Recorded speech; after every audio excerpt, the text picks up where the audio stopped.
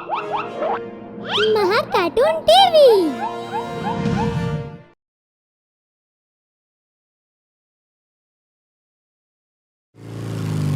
U turn. Rahul को शाम को निकलने में देरी हो चुकी थी। ऑफिस का काम करते करते उसे पता ही नहीं चला कि कब रात के 11 बज चुके थे। आनन फानन में राहुल ऑफिस से निकला। अपनी बाइक निकालने के लिए राहुल पार्किंग एरिया में गया। पहले तो उसकी बाइक शुरू नहीं हो रही थी, लेकिन थोड़ी देर की कोशिश के बाद बाइक चल पड़ी। कड़कड़ाती ठंड में राहुल जम रहा था। तेज हवाओं से उसका शरीर ठिठुर रहा था। कल बॉस से बात करके अपनी शिफ्ट जल्दी ही करवा लूंगा, नहीं तो ऐसा ही चलता रहा तो एक दिन यूं ही जम जाऊंगा और किसी को मिलूंगा भी नहीं। थोड़ी और दूर जाने पर राहुल ने देखा कि कंस्ट्रक्शन का काम चल रहा है।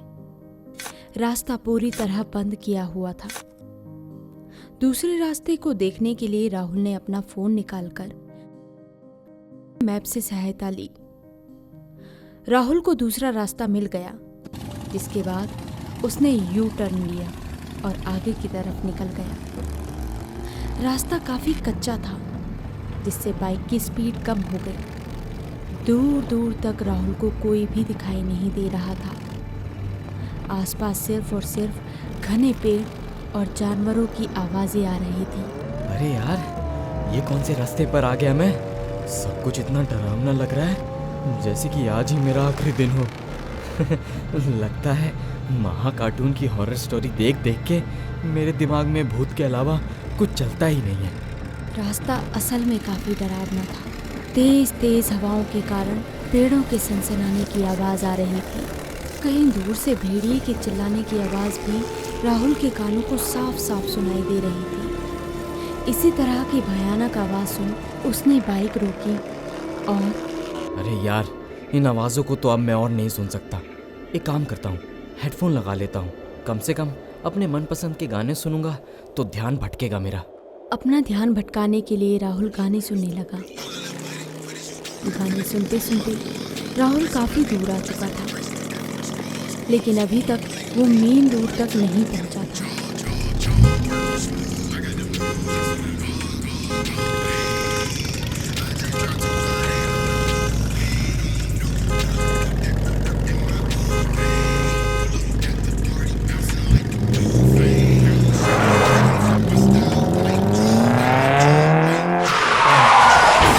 हाँ? ये क्या हो गया? राहुल को कुछ भी समझ नहीं आया। वो तेजी से गाड़ी की तरफ भागा। राहुल काफी डर चुका था। गाड़ी से अभी भी कोई बाहर नहीं निकला था। राहुल हांफता हांफता गाड़ी के पास पहुंचा। एक्सीडेंट की वजह से गाड़ी काफी बुरी हालत में थी। राहुल काफी परेशान था कि अंदर गाड़ी चलाने वाले की क्या हालत हुई होगी। गाड़ी के पास पहुंचकर राहुल ने जैसे ही गाड़ी की खिड़की खोली तो एक्सक्यूज मी, आप ठीक तो है ना? बहरे हैं क्या आप? आपको हॉर्न की आवाज सुनाई नहीं देती? लड़की को सही सलामत देख राहुल काफी हैरान था। वहीं दूसरी तरफ प्रिया नाम की ये लड़की राहुल पर चिल्लाए जा रही थी। ओ हेलो, लगता है सही में बहरे हैं आप। आप कुछ कह रही थी? आप ठीक तो है ना? क्यों, आपको मैं खराब लग रही हूँ क्या? अरे नहीं नहीं, एक्सीडेंट बहुत बुरा था ना, तो मुझे लगा कि मैं मर गई। अरे नहीं नहीं। तो क्या लगा आपको? जी कुछ नहीं। देखिए भाई साहब, गाड़ी में सीट बेल्ट नाम की भी कोई चीज होती है, जिसका उपयोग बुद्धिमान लोग ही करते हैं। जी? बड़े बेवकूफ हो यार तुम तो। चलो सामने से हटो, मुझे बाहर निकलना है। प्रिया को एकदम सही सलामत देख राहुल को बड़ी ही हैरानी हो रही थी, लेकिन अब वो करता भी तो क्या करता। उसने अपनी गलती के लिए प्रिया से माफी मांगनी शुरू कर दी, जिसके बाद राहुल ने प्रिया को लिफ्ट ऑफर की, जिसके लिए प्रिया ने पहले तो मना किया, लेकिन रात को गहरा होता हुआ देख उसने लिफ्ट के लिए हाँ कह दिया, जिसके बाद दोनों आगे के लिए निकल गए। देखिए मुझे माफ़ कीजिए, मैं बहुत ही तेज़ वॉल्यूम में गाने सुन रहा था, इसलिए मुझसे ये गलती हो गई। हाँ ठीक है, माफ किया। अब इस रास्ते से जल्दी निकलो, मुझे बहुत डर लग रहा है। अरे ऐसा क्या हो गया? कोई भूत थोड़ी ना खा रहा है आपको। तुम्हें इस रास्ते के बारे में कुछ पता नहीं है क्या? मुझे क्या पता होना चाहिए था? कि इस यू टर्न का रास्ता शापित है। लगता है महा कार्टून की हॉरर स्टोरी आप भी काफी देखती हैं। क्या? अरे कुछ नहीं, देखिए ऐसा कुछ नहीं होता है। अरे मैं मजाक नहीं कर रही। अच्छा बताइए, क्या बात है जिस वजह से आप डर रही हैं? प्रिया ने उसे बताया कि कुछ समय पहले यहाँ एक लड़की की कुछ लड़कों ने मिलकर हत्या कर दी थी। उन्हीं लड़कों की तलाश में आज भी वो लड़की इसी रास्ते पर घूमती है और जो भी उसके हाथ लग जाता है वो उसे नहीं छोड़ती। कहानी अच्छी है। ये कोई कहानी नहीं, सच्चाई है। देखिए मैंने तो आज तक ऐसी कोई कहानी नहीं सुनी। इसका मतलब ये तो नहीं कि जो मैं कह रही हूँ वो झूठ है। ठीक है, आप जीती, मैं हारा। दोनों एक दूसरे से एक दूसरे के बारे में बात करने लगे। काफ़ी देर हो चुकी थी कि तभी राहुल को एहसास हुआ कि वो ही पिछले 10 मिनट से बोले जा रहा है, लेकिन प्रिया ने चूं तक नहीं की। प्रिया, आप कुछ बोल क्यों नहीं रही हैं? क्या हुआ, आप सो गई क्या? हेलो प्रिया। राहुल ने अपनी बाइक रोकी। उसने जब पीछे मुड़कर देखा तो प्रिया वहां नहीं थी। हाँ? ये कैसे हो सकता है? ये प्रिया कहाँ चली गई? प्रिया, आप कहाँ हैं? राहुल काफी डर चुका था। प्रिया के उसके साथ ना होने की वजह से उसकी हालत खराब हो रही थी। उसने हर जगह निगाहें फिराई, लेकिन प्रिया उसे कहीं दिखाई नहीं दी कि तभी पेड़ों की सरसराहट तेज हो गई। ये सब देखकर राहुल के ठंड में पसीने छूटने लगे। उसका गला सूखने लगा कि तभी उसकी बाइक की हेडलाइट जलने बुझने लगी। आसपास से अजीब अजीब सी आवाजें भी आने लगी। अरे यार, ये क्या हो रहा है? प्रिया जी, आप कहाँ हैं? देखिए यहाँ मौसम बड़ा खराब हो रहा है। आप जहाँ भी हैं जल्दी आ जाइए। कहीं प्रिया ही तो वो भटकती लड़की नहीं? ऐसा कहते ही राहुल की बाइक अपने आप बंद हो गई। उसके सामने एकदम अंधेरा छा गया। उसने जल्दबाजी में अपना फ़ोन निकाला और उसकी रोशनी से अपने आसपास देखने लगा कि अचानक आसपास की सारी हलचल बंद हो गई और एक अजीब सा सन्नाटा चारों तरफ छा गया। राहुल अपनी बाइक चलाने की कोशिश करने लगा, लेकिन लाख कोशिशों के बाद भी उसकी बाइक नहीं चली। राहुल बाइक से उतरा और उसके उतरते ही बाइक अपने आप स्टार्ट हो गई। आसपास का शोर भी बहुत तेज होने लगा। राहुल ने जैसे ही अपने सामने देखा, राहुल के पैरों तले जमीन खिसक गई। उसके होशो हवास उड़ गए, लेकिन अब भी कुछ बाकी था। राहुल मेरी मदद करो। राहुल मेरी मदद करो। बचाओ। U turn part 2। राहुल मेरी मदद करो। राहुल मेरी मदद करो। बचाओ।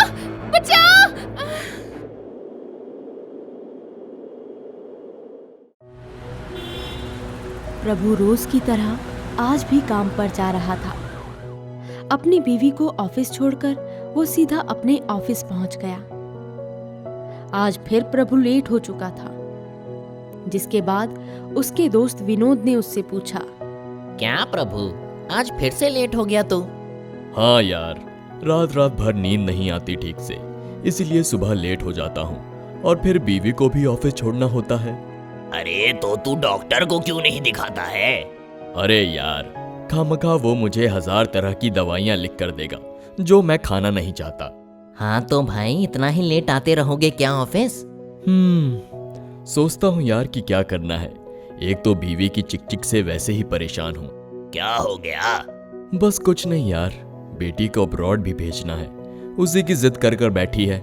हम दोनों जितना भी कमा ले, लेकिन बच्ची के अब्रॉड का खर्चा हम नहीं उठा पाएंगे। अरे तो अपनी बीवी को समझा।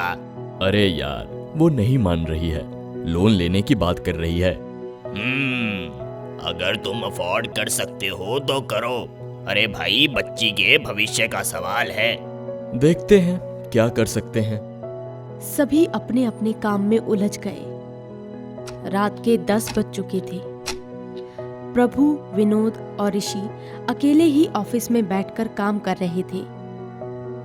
समय पर गौर करते हुए विनोद ने सभी को चलने के लिए कहा, जिस पर प्रभु ने जवाब देते हुए कहा, क्या करना है घर जाकर, कम से कम वहां की चिकचिक से तो बचा हुआ हूँ। पर इसका ये मतलब तो नहीं कि तू पूरी रात यहीं गुजार देगा। अब कंपनी तुझे इसके एक्स्ट्रा पैसे तो बिल्कुल नहीं देने वाली।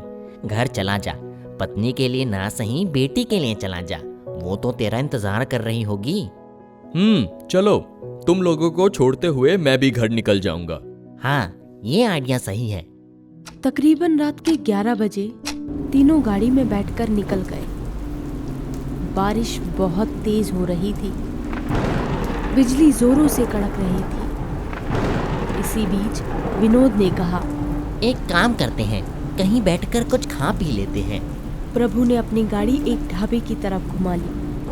वहां पहुंचकर तीनों ने जमकर खाया और तकरीबन 1 बजे सभी वहां से निकल गए। कुछ दूर आगे चलने के बाद प्रभु ने कुछ देखा। इतनी रात को ये औरत यहाँ क्या कर रही है?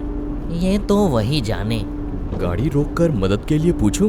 देख लें, क्या पता बैठ जाए। प्रभु ने अपनी गाड़ी उसी लड़की के पास जाकर रोकी और शीशा नीचे करके उससे पूछा, आपको अगर ठीक लगे तो क्या हम आपको छोड़ दें? पहले से ही घबराई हुई सीमा अब और डर गई थी।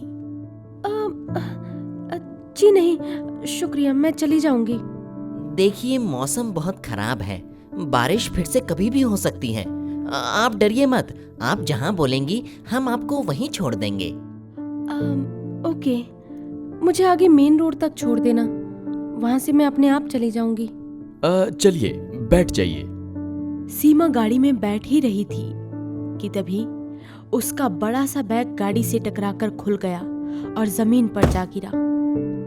लेकिन उससे निकला हुआ सामान देख ऋषि, प्रभु और विनोद की आंखें चौंधिया गई। बैग से एक एक करके नोटों की गड्डियां निकल रही थी। ये देखकर सीमा और घबरा गई और पैसों से भरे बैग को दोबारा से भरने लगी। वहीं तीनों दोस्तों को अपने सामने के नजारे पर अब भी भरोसा नहीं हो रहा था। पैसों से भरे बैग को देख प्रभु के मन में लालच आ गया। विनोद और ऋषि भी इतने पैसों को देखकर अपने आप को रोक नहीं पा रहे थे। इतने में घबराई हुई सीमा ने कहा, जी देखिए, मैं खुद चली जाऊंगी, आपका शुक्रिया। इतना कहकर सीमा वहां से तेजी से भागने लगी। सर पर चढ़ चुके लालच को तीनों रोक नहीं पाए, जिस पर पहल करते हुए प्रभु ने कहा, क्या तुम भी वही सोच रहे हो जो मैं सोच रहा हूँ? भाई, अगर इतनी रकम हमें मिल गई तो जिंदगी भर आराम से रहने की टिकट हम सबके हाथों में आ जाएगी। अरे, तो अब क्या करना है? लड़की का पीछा करो।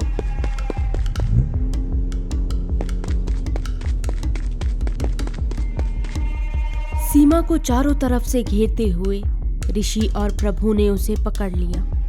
वहीं विनोद ने पैसों से भरे बैग को सीमा से छीन लिया। ऋषि और प्रभु सीमा को जबरदस्ती गाड़ी की तरफ ले जाने लगे। देखिए, मुझे छोड़ दीजिए। अगर आपको पैसे चाहिए तो आप उन्हें रख लीजिए, लेकिन मुझे छोड़ दीजिए।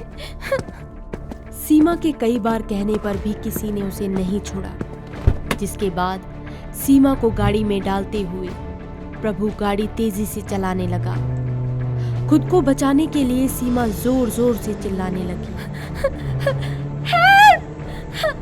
कोई है? हेल्प! प्लीज मेरी मदद करो! हेल्प! सीमा को चुप कराने के लिए विनोद और ऋषि ने उसका मुंह बंद कर दिया, ताकि सीमा के मुंह से आवाज ना निकल पाए। फिर भी सीमा खुद को बचाने की कोशिश करती रही। ऋषि और विनोद से सीमा संभल नहीं रही थी। जिसके बाद उसे डराने के लिए ऋषि उसी के दुपट्टे से उसका गला दबाने लगा।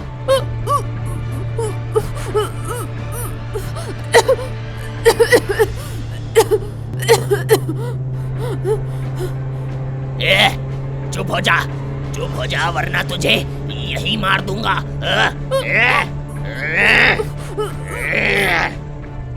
अरे चल, बहुत हो गया, अब छोड़ दे इसे। बहुत मचल रही थी, अभी पता चलेगा इसे। अरे छोड़ दे इसे, समझ गई वो, छोड़ दे इसे।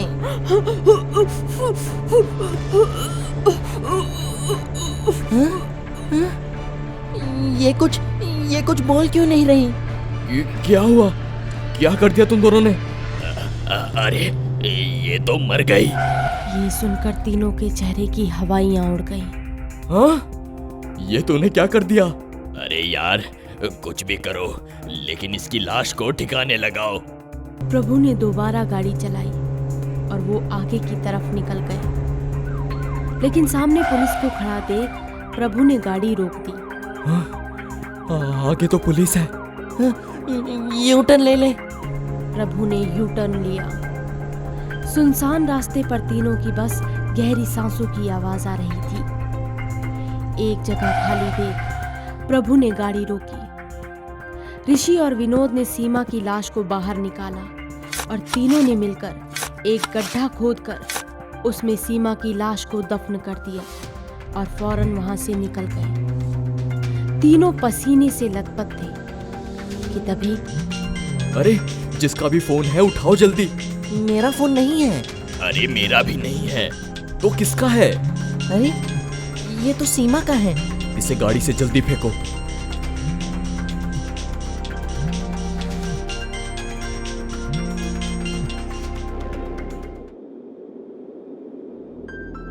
हाँ? कौन हो तुम? सीमा।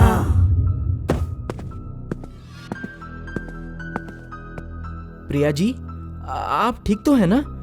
उठिए उठिए प्रिया जी, उठिए। मुझे घर जाना है, मुझे घर ले चलो। हाँ हाँ चलिए। प्रिया को उठाते हुए राहुल उसे अपनी बाइक के पास ले गया और उसे बैठाकर अपने साथ ले जाने लगा। थोड़ी ही देर में राहुल प्रिया को लेकर उसके घर तक पहुंच गया।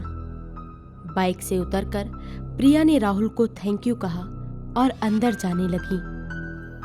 देखो, अभी तो मैं आपको अंदर नहीं ले जा सकती, पर किसी और दिन आपकी खातिरदारी जरूर करूंगी। मुझे कोई जल्दी नहीं है, आप बस अपना ख्याल रखिए, मैं चलता हूँ। राहुल वहां से चला गया। प्रिया अपने घर की ओर बढ़ी और उसने घंटी बजाई। पापा, यू टर्न पार्ट 3।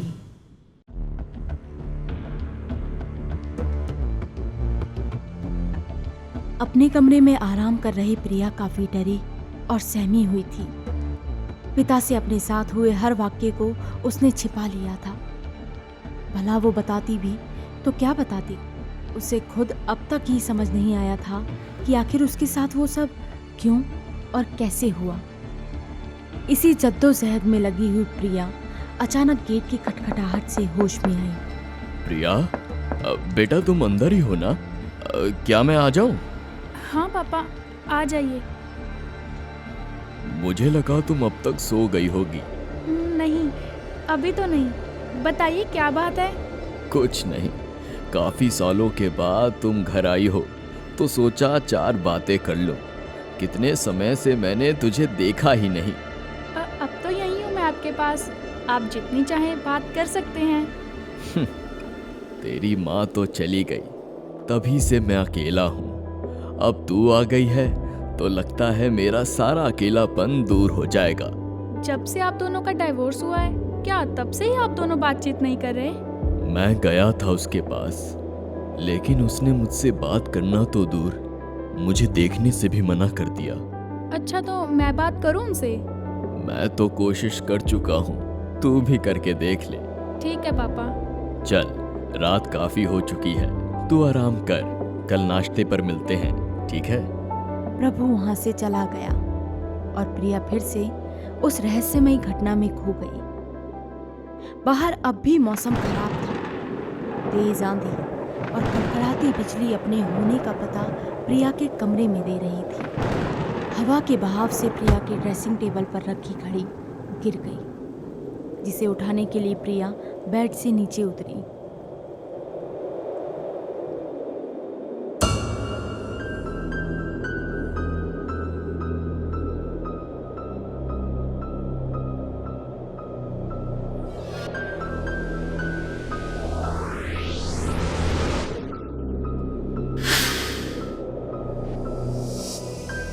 अगली रात प्रभु और प्रिया जब डिनर कर रहे थे तो प्रभु ने उसे बताया कि उसके 2 पुराने दोस्त अगली शाम आने वाले हैं, जिसके लिए वो प्रिया से उसकी सहमति मांगता है।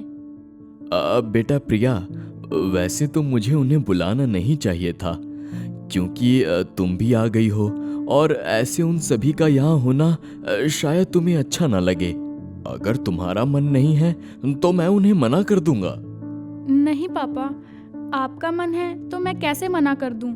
मुझे उनके आने से कोई दिक्कत नहीं है। मैंने भी ऋषि अंकल और विनोद अंकल को काफी समय से नहीं देखा। अब इसी बहाने मैं भी उनसे मिल लूंगी। थैंक यू बेटा, वाकई में मेरी बेटी बड़ी हो गई है। वैसे विनोद और ऋषि को भी तुमसे मिलना है, इसीलिए लाख मना करने पर भी वो नहीं माने और मुझे कल के लिए ही हाँ कहनी पड़ी। कोई बात नहीं पापा, अगर वो कल आ ही रहे हैं तो उनके लिए स्पेशल खाना मेरी तरफ से। अरे तब तो ये जानकर दोनों खुशी से झूम उठेंगे। अगली ही शाम विनोद और ऋषि प्रिया के घर आ गए। काफी देर तक सभी ने खूब बातें की। अरे तुम तो बिल्कुल नहीं बदले भाई। अरे तुम क्या कह रहे हो? तुमसे? अरे बिल्कुल सच है ये बिल्कुल नहीं बदला, मतलब। रात के तकरीबन 11 बज रही थी। सभी डिनर टेबल पर बैठकर खाने का इंतजार कर रहे थे। प्रिया सबके लिए खाना ले आई कि तभी इस समय कौन हो सकता है, जाकर देखता हूँ। प्रेरणा, तुम? माँ, मैं बस आप ही का इंतजार कर रही थी। माता पिता के बीच की बात को बढ़ाने के लिए प्रिया ने अपनी माँ को बुला लिया। प्रभु बहुत ही खुश था। अपनी बीवी के वहां आने से उसे काफी अच्छा लग रहा था। सभी डिनर टेबल पर बैठ गए। प्रिया सभी को खाना सर्व करने लगी कि अचानक किचन में से कुछ गिरने की आवाज आई, जिसे सुनकर प्रिया और प्रेरणा दोनों ही अंदर गए। लगता है अपना शिकार पकड़ने के लिए बिल्ली इतनी उथल पुथल मचा रही है। हाँ, चलो बाहर चलते हैं। दोनों जैसे ही किचन से बाहर निकलने लगे कि तभी प्रिया के पैर में कांच का टुकड़ा फंस गया। जख्म गहरा होने की वजह से प्रिया के पैरों से काफी खून निकलने लगा। दोनों घबरा गए, लेकिन खून को देखकर प्रेरणा खुद को रोक नहीं पाई, मानो उसे खून की तलब हो रही हो, जिसे देखकर प्रिया घबरा गई। माँ, आप ठीक तो है ना? ये आपकी आंखों को क्या हुआ? ये लाल क्यों हो रही हैं? सब ठीक है, अब बाहर चलो। पर ये आपकी आंखें? मैंने कहा बाहर चलो।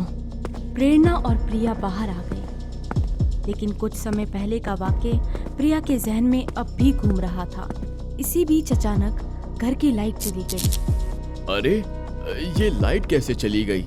लगता है शॉर्ट सर्किट हुआ है। भारी बारिश की वजह से हुआ है लगता है। अरे कोई तो मोमबत्ती जलाओ, या अपने फोन की टॉर्च।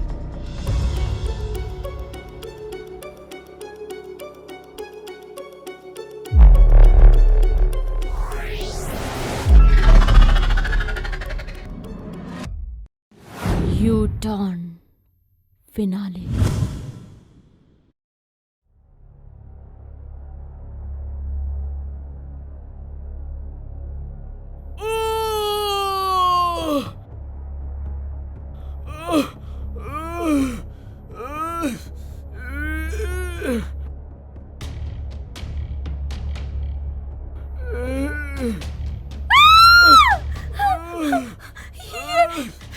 ये क्या हो गया?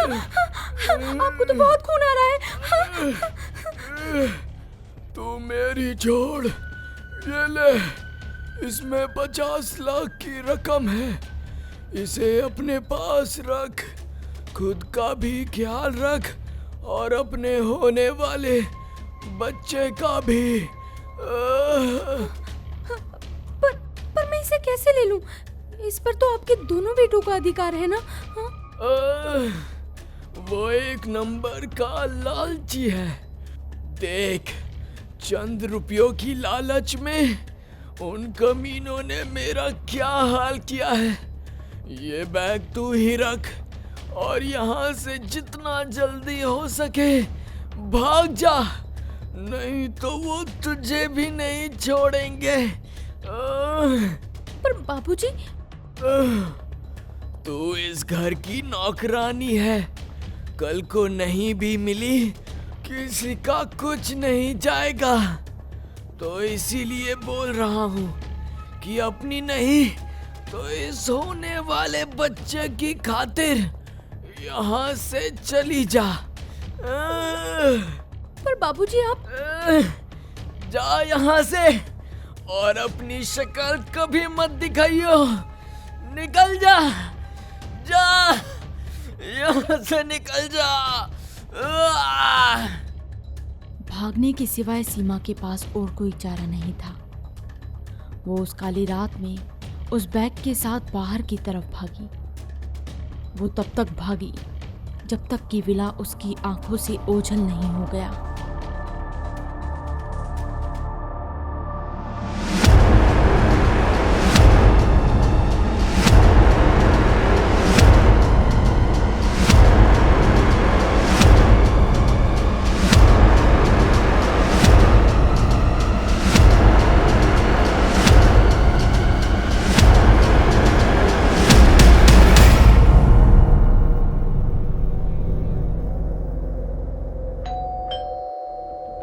प्रेरणा दरवाजा खोलने के लिए उठी और दरवाजे की तरफ बढ़ी। दरवाजा खोलते ही प्रेरणा ने देखा कि प्रभु घबराया, सहमा और तेज बारिश के कारण गीला बाहर खड़ा था।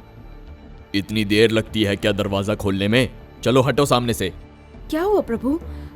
तुम ठीक नहीं लग रहे, कुछ हुआ है क्या? हाँ, सब ठीक है। तुम ठीक तो हो ना? हाँ, बताओ क्या बात हुई है? हर बात पे अपनी टांग अड़ाने की जरूरत नहीं है, बोला ना ठीक हूँ, जाओ जाकर सो जाओ। नहीं, बताना तो ठीक है, पर गुस्सा करने की क्या जरूरत है? प्रेरणा बिना जवाब के वहां से चली गई, लेकिन प्रभु किसी बेचैनी में था और घर के हर खाली कोने को अपनी आहट से भर रहा था। घबराया हुआ प्रभु बाथरूम में चला गया, जिसके बाद प्रेरणा की नजर उसके फोन पर पड़ी।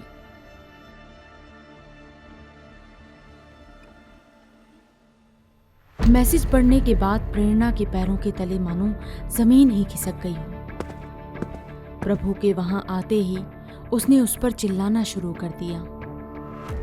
वो प्रभु से सवालों के जवाब मांगने लगी। दोनों के बीच काफी बहस चली। एक के बाद एक आते हुए सवालों से परेशान होकर प्रभु ने अपना गुनाह कबूल कर लिया। अपने पति के हाथों खून की बात सुनकर प्रेरणा सहम चुकी थी। उसी रात उसने एक कातिल के साथ ना रहकर अकेले रहने का फैसला किया। बस वो आखिरी दिन था जब प्रभु ने अपनी बीवी और बेटी को अपने सामने देखा था।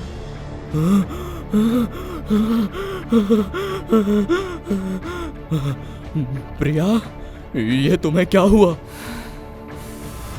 प्रिया नहीं, सीमा। प्रभु, विनोद और ऋषि की हालत अब खराब हो चुकी थी। तीनों को ही कई सालों पहले हुए उस वाक्य की याद आ गई।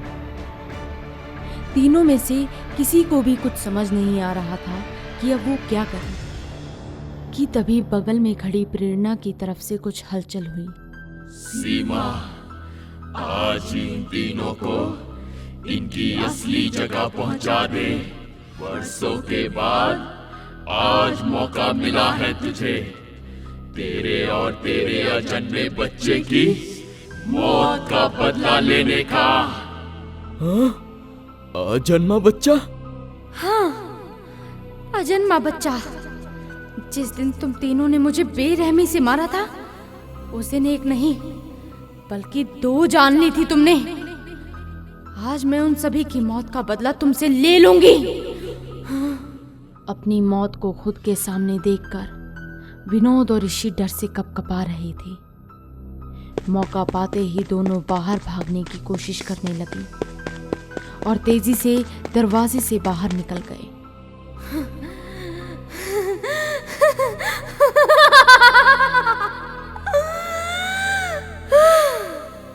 इन्हें क्या लगा कि ये मुझसे बच जाएंगे?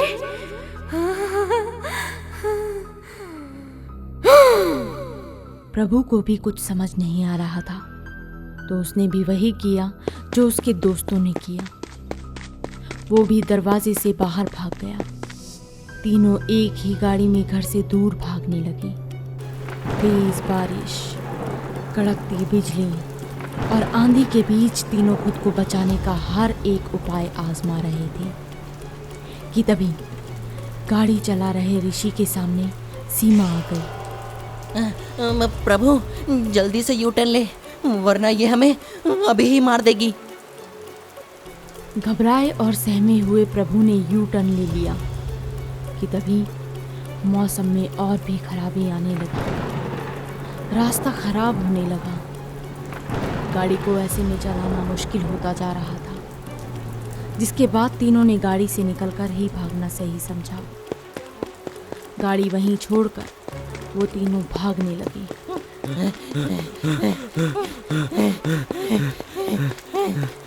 थोड़ी दूर जाकर सभी ने देखा कि रास्ता खराब पड़ा है।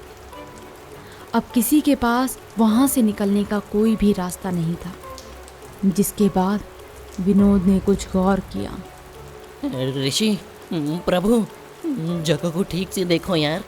ये तो वही जगह है जहां हमने सीमा को दफनाया था।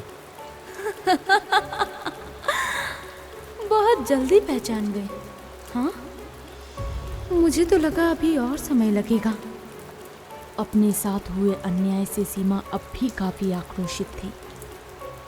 वो चाहकर भी अपने साथ हुए अन्याय को भुला नहीं पा रही थी और बस अपने कातिलों से उसका बदला लेना चाहती थी। सीमा ने तीनों से ही उनकी अपनी अपनी कब्र खुदवाई। डर से कपकपा रहे तीनों करते भी तो क्या करती। कुछ ही देर में कब्र तैयार थी। सीमा ने तीनों को ही उसमें चले जाने के लिए कहा। अपनी जान की भीख मांग रहे तीनों से सीमा बस अपने साथ हुए अन्याय का बदला लेना चाहती थी। गड्ढा काफी गहरा था, जिस वजह से उसमें पानी भरता जा रहा था। तीनों चाहकर भी उसमें से निकल नहीं पा रहे थे। पानी सबकी नाक के ऊपर से जा चुका था। तीनों का ही दम घुटने की वजह से कुछ ही मिनटों में उनकी मौत हो गई। सीमा अपना बदला ले चुकी थी, जिसके बाद उसकी आत्मा अब सुकून के साथ इस मतलबी दुनिया को छोड़ सकती थी। वहीं प्रिया को लेने के लिए उसकी माँ गाड़ी लेकर वहां पहुंची। सीमा को अपने हिस्से का इंसाफ मिल गया और दोषियों को उनकी सजा। हम उम्मीद करते हैं कि आपको हमारी इस कहानी का अंतिम भाग ज़रूर पसंद आया होगा। अगर आपके पास इससे जुड़े कुछ सुझाव हैं या फिर इस कहानी के लिए कोई नया विचार है तो हमें कमेंट बॉक्स में ज़रूर बताएं।